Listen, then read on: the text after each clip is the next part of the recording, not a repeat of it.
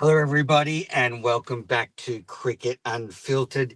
It is my wrap of day two from the World Test Championship final. Yes, I am Manners, and Australia are 218 runs ahead with 2 wickets in hand after 2 days of an epic World Test Championship so far. 28 wickets have fallen in 2 days, and this match is poised to be decided on the third day with a scintillating and spine tingling chase set up for South Africa. Can they make history and chase down a fourth innings target, or can Australia go back to back? This match is set up perfectly. South Africa have had their chances. They reduced Australia to 7 for 77 at one stage, but they couldn't finish us off. And this match is delicately balanced. You'd have to say Australia are just a little bit in front with that 218 run lead, but all it would take is one South African batter to play out of their skin to make a big 100, and anything is possible. South Africa started day two at 4 for 43, and they went to lunch at 5 for 121. But then after lunch, they collapsed to be 138 all out to trail Australia by 74. Captain Pat Cummins took 6 for 28, and he took all 5 wickets to fall today by a bowler from the South African innings. There was a run out as well. And then Australia's second innings was a disaster at one stage. They lost 7 for 45. They recovered to finish the day at 8 for 144. As I said, they lead by 218 runs. It was another disastrous day for Australia's top order. Only two batters got past 20 for Australia. Marnus Labuschagne made 22, and Alex Carey a vital 43. Mitchell Stark is not out 16, having been dropped in the last over, and Nathan Lyon is one not out. So, as I said, this match is evenly balanced. Australia getting to that 218 run lead, which would seem to be enough, but you just never know. The pitch is playing a little bit up and down. There's still a lot of assistance for the bowlers. It's still hard for the batters to get on a roll. Alex Carey looked the most fluent of any batter really in this test match, apart from maybe moments from Steve Smith yesterday. But Carey looked in sensational form, and he got Australia to a position of safety. Well, relative safety from where they were. All right. Now, yeah, looked at one stage where the Australia wasn't even going to set South Africa 170, and now they've got a 218 run lead. Now, let's go back through some of the key moments from today. It was a good start from South Africa. They were a lot more positive in the first hour. Bavuma and Beddington uh, dug in, and they were rotating the strike. They weren't getting stuck like last night. They were pushing the singles, and they were pushing the scoreboard along.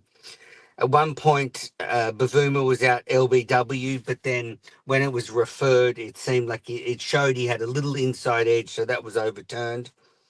But 1 hour and 23 minutes into the day's play, Cummins was probing outside off stump with that beautiful length. He actually pitched this one up to Bavuma a little bit more, and Bavuma tried to drive it through the covers, but found Marnus Labuschagne, who dived to his right and took a great catch. And that broke a 60-ball run stand between Bavuma and Bedingham, and made the score 5 for 94. Bavuma was out for 36 off 84. A gutsy little innings, and he stuck it out there for a while, but in the end, it wasn't enough. Just before lunch, there was a very strange incident when Bedingham nicked a ball onto his pad, and it got stuck in his pad. And then he grabbed the ball and handled the ball and threw it to a fielder. And there was sort of a muted appeal or some questioning of Australia whether the ball was dead when Bedingham actually grabbed the ball, because he had nicked it onto his pad.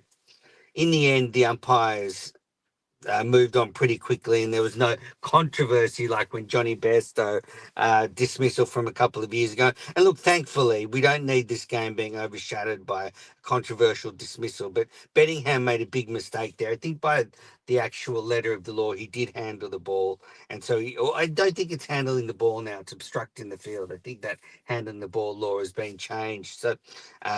He was lucky to survive there, but yeah, wouldn't have been good. So really good first session for South Africa. They got to lunch at 5 for 121. They just lost one wicket, as I said, at Boomer in that session and scored 78 runs. So compared to the terrible stuff we saw on that last session on the first day, they look like they might be able to get to close to parity for Australia's first inning score of 212. Bettingham was 39 not out, Verena 11 not out at the lunch break. And then there was a small delay after lunch while there was a little bit of rain. And then South Africa resumed. And not long afterwards, Verena was out LBW. It wasn't given out, but Cummins reviewed it and it was hitting leg stump. Another probing ball that just cut back to the batter. And that reduced South Africa to 6 for 126. Verena out for 13, ended a partnership of 32. And South Africa trailed by 86 at this point. So a vital wicket, only trailing by 86. If Verena and Bettingham could have stayed together a bit longer, maybe they could have, as I said, got up to that 212.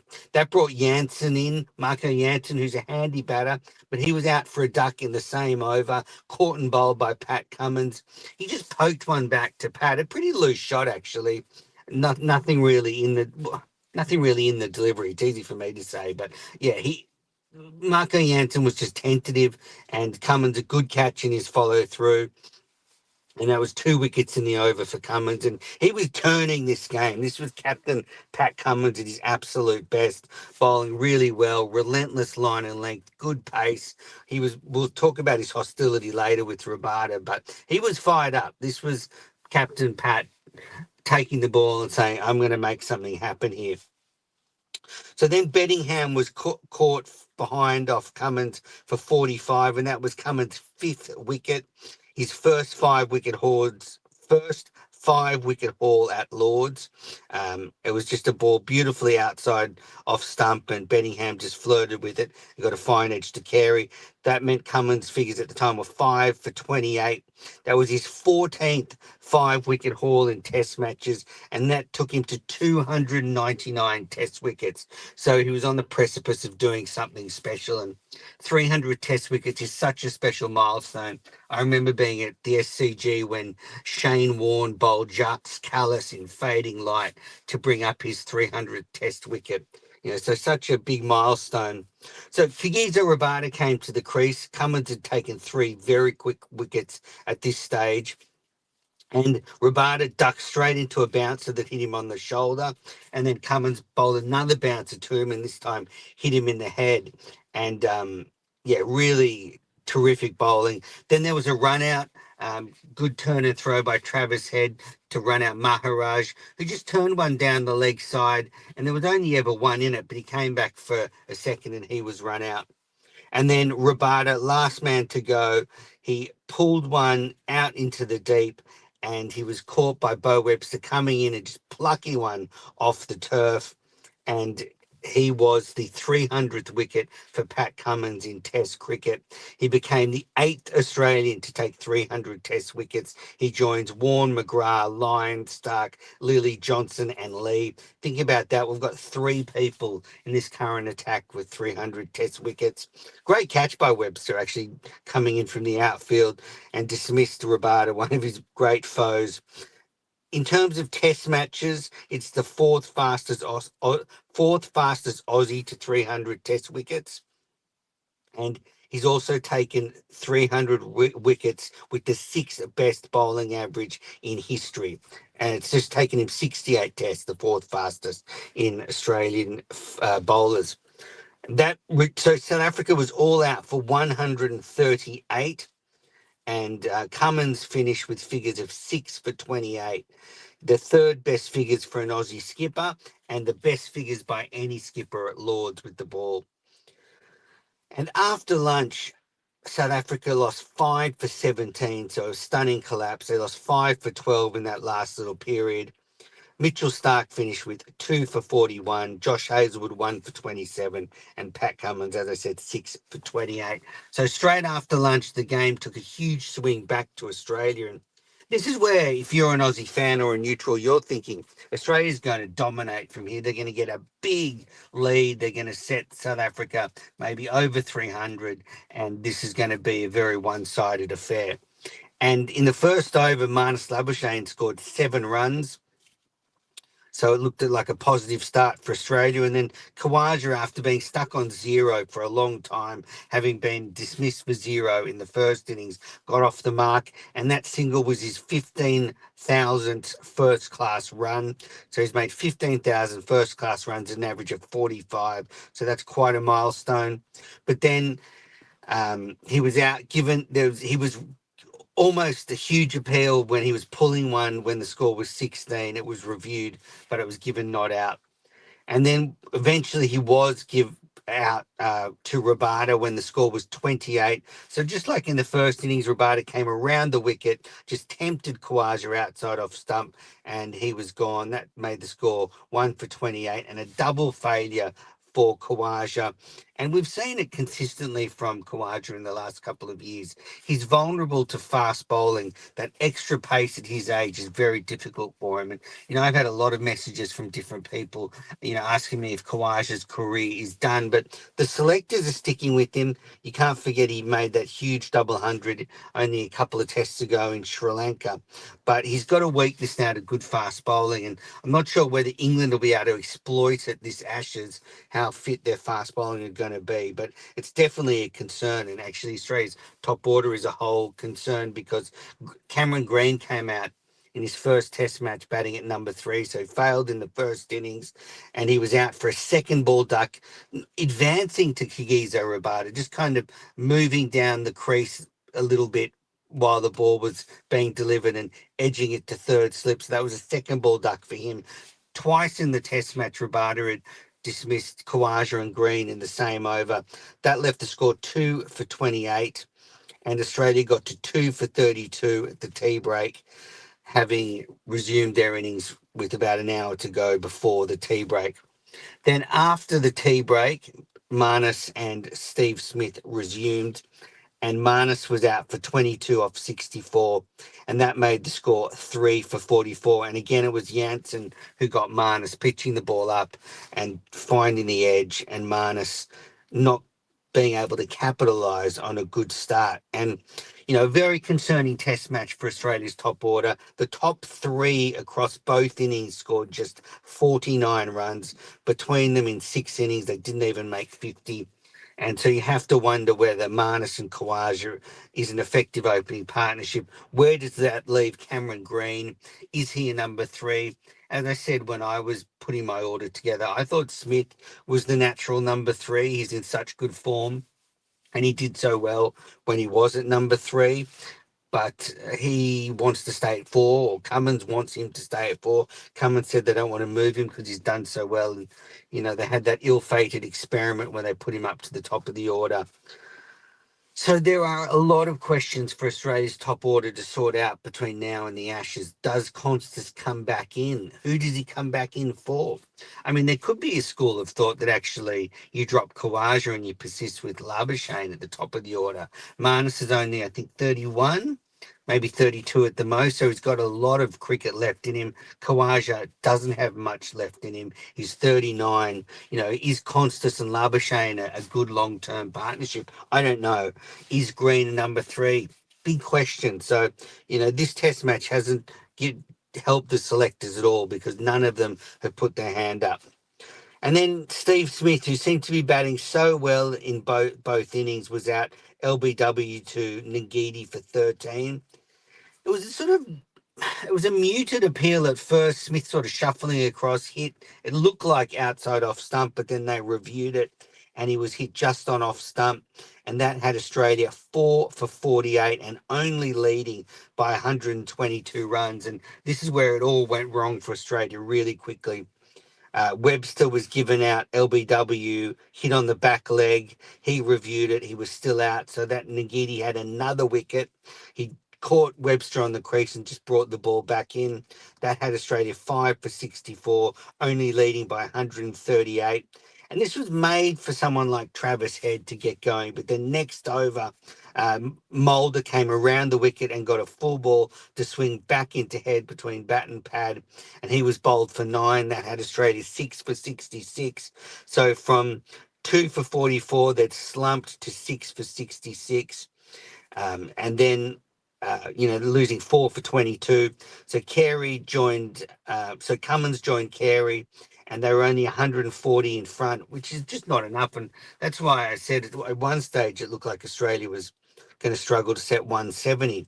Cummins started playing his shots, but then he was bowled next over by Ngidi for 6. So Australia 7 for 73. They lost 7 for 45 and 5 for 29. And then it was a really good partnership between Stark and Carey that may be a match-winning partnership. They rode their luck. They edged a few balls short of the slips. Carey was given out LBW, but then reviewed it, and it was a little inside edge. That was when the score was 8 for 100. So Stark edged a couple of balls past the keeper. Lots of no balls by South Africa that gifted Australia some easy runs. And you have to say Carey played a blinder of an innings. He was so positive. He had to be positive. He had to take advantage of a tiring South African attack. And he and Stark put on a vital 61-run partnership. Without that partnership, Australia could be done and dusted in this test match, but they were able to get that lead over 200. And it looked like Stark and Carey were going to get through to stumps and start again tomorrow morning. But then when the score was 134, Rabada came around the wicket and dismissed Carey, LBW. He reviewed it, but this one was plum, and he was out for 43 or 50 deliveries. So really good strike rate. And that at that stage the lead was 208. So vital stuff. Stark was dropped in the last over of the day, a third slip off Jansen, and so he's 16 not out. Lyon is 1 not out. And for South Africa, Rabada has 3 for 44, Ngidi 3 for 35, Jansen and Mulder 1 wicket each. So it is all set up for tomorrow morning. Australia will want to add as many runs as they can to that lead. Stark is a natural hitter. If he can get going tomorrow morning and they can get that lead up to 250 or so, it's going to be a really tricky chase for South Africa. And look, you have to say that the old adage of South Africa choking, so far we have seen that. Yesterday they didn't refer that. Webster won when the Smith-Webster partnership hadn't even got going. Maybe they could have restricted Australia to a lot less. Today, they had Australia 7 down, and Carey and Stark were able to get away, and they weren't able to close it out. So, and then they have to chase in the fourth innings, and maybe that could be perilous for them. We all remember that famous one-day game in 1999 at Edgbaston. It's a little bit more than that, but I think they were chasing around 212 then. So it's in that area. So it's really tricky territory for South Africa. And as I said at the top of the show, it's set up for one of their players to be a hero. Australia haven't been able to completely bury them and get a huge lead of over 300 and make it a really difficult fourth innings chase. It's still difficult, but as I said, if one player wants to be a hero and makes 100 and the others play around him, then this could be some kind of victory for South Africa. But you wouldn't expect it the way the pitch has been playing, the way the bowlers have dominated. You'd have to say that it's going to be really difficult chasing in the fourth innings. Australia bowled so well today. Cummins was exceptional. Really was Cummins' day. 6 for 28. He roared Australia back into the contest after lunch and led from the front. And also Rabada, 3 wickets to add to his 5 yesterday. Ngidi, big comeback for him. He didn't bowl well yesterday at all, but then today turned it on with the wickets of Smith, Webster, and then Cummins. So Yeah, it's been a fantastic test match so far. So thrilling. You can't turn away from it. Something's happening every ball. And yeah, great test match. The pitch has been difficult and it's going to be over, you would think, in 3 days. Maybe it goes through to the fourth morning. If Australia bats a fair portion of the morning session, then we could see it go into the fourth morning. But, more likely to finish on the third day. So a bowler dominated test match so far, and huge question marks over Australia's top order ahead of the Ashes next summer. They took a gamble, taking a new top three into this test match. And if South Africa do win this match, then you'll say it didn't work. But yeah, a lot left to go in this test match. So that's it for day two wrap. Don't forget, Cricket Unfiltered, we have launched our own merchandise store. We've partnered with a great listener of the show, Damien, and he's got a fantastic company called Exactamundo. All the information is in the episode notes, but there's some great t-shirts there. There's a fantastic hat. There's a sweater. And we'll be adding more to the Cricket Unfiltered merch store as we head up to a huge summer versus England. Some of the t-shirts, of course, will be getting stuck into the bombs, but check out all the information in the episode notes. Thanks everybody for tuning in to Cricket Unfiltered. A thrilling day's Test cricket. Australia leads South Africa by 218 runs with 2 wickets in hand. Well, day three is going to be spectacular.